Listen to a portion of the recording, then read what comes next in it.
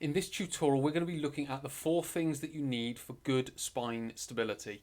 Now, we're going to break this up into essentially 2 parts. So I'm going to talk to you a little bit about the anatomy, and when you get a bit of a better understanding of the anatomy, you'll then be able to understand a little bit more the 4 things that you need for good spine stability. So let's get straight into the design of the spine. Your spine needs 2 things to be stable. Now, one is it needs to be strong enough to be able to bear load, but also it needs to be flexible.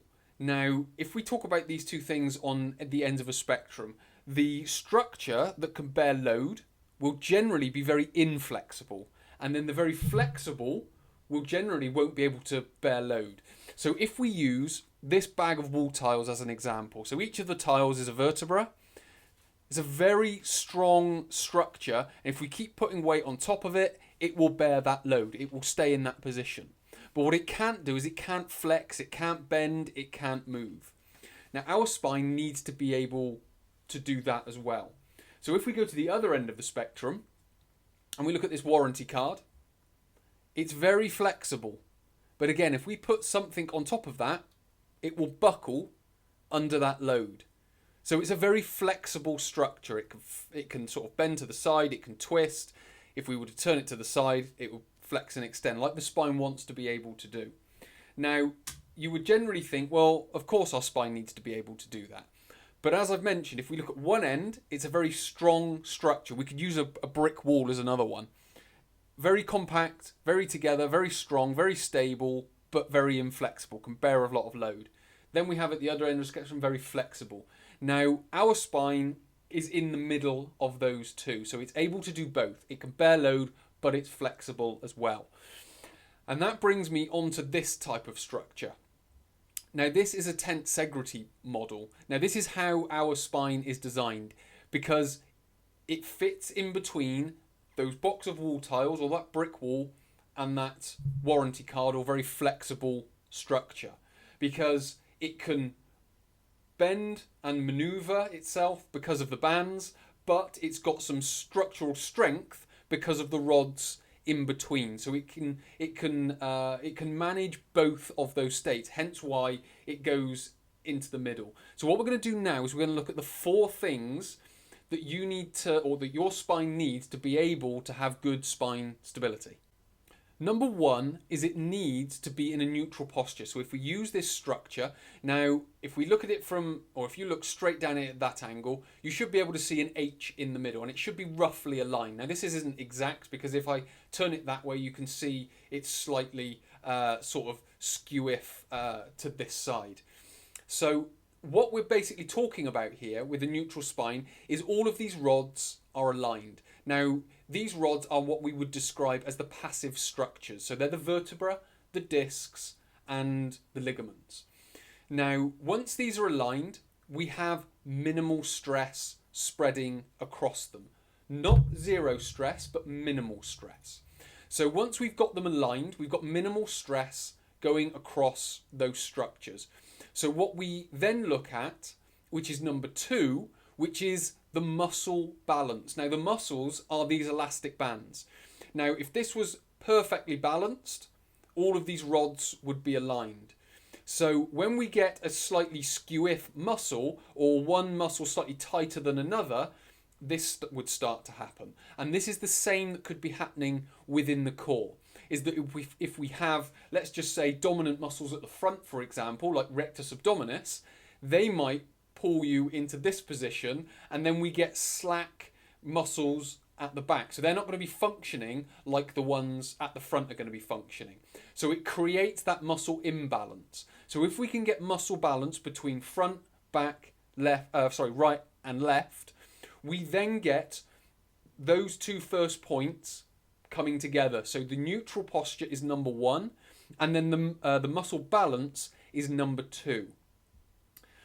We then go on to number 3, which is the abdominal brace. Now, what the abdominal brace does, once we've got it in the neutral posture and we've got the muscles all balanced, we're all lined up, and we're structurally in a sound position. With the abdominal brace, what that is effectively doing is in a sense tensioning these muscles and pulling the bones and compacting that area. So what you will find is that these bands become more tensioned, and they become and hold it in a much stronger position if we can sort of squash them all together with the abdominal brace. So in a sense, we are compacting the bones and squeezing them together using these active tissues, the muscles. So in some respects, we've built it layer on layer. So we've got the neutral spine, which is getting the bones and the structure, the passive structures, into the right position. What we've then done is we've given that good muscle balance, so we're all lined up. What we've then got is the abdominal brace, which is then compacting that area and tensioning those muscles at the front, at the back, and at either side. So the abdominal brace is where we pull the abdominals in, the obliques activate, and then that, in a sense, clamps down and holds the spine in a much more structurally strong position as well.